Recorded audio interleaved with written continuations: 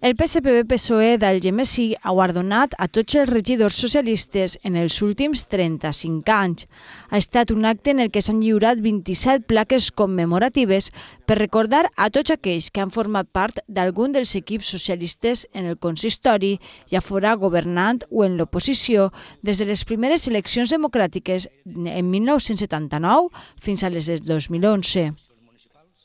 És un acte per agrair a tots els companys i les companyes que han sigut regidors socialistes des que tenim democràcia fins a l'any 2011, que va ser l'última legislatura completa,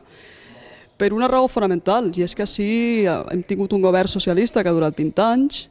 i jo crec que tots ells al capdavant d'aquest govern, i els que estiguin abans, han fet una tasca impecable i molt important per al nostre municipi, i des del partit us ho volem agrair, us ho volem reconèixer, perquè crec que després de 20 anys de govern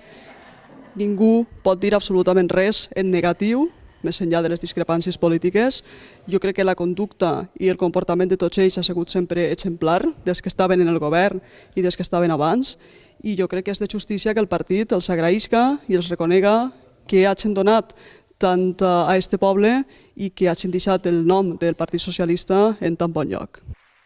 Es pretenia agrair la seva tasca en els diferents àmbits en els que estos regidors realitzaren les seues funcions. Menció especial fou la d'Emili Gregori, actualment regidor i diputat provincial, que fou durant 20 anys alcalde de la ciutat.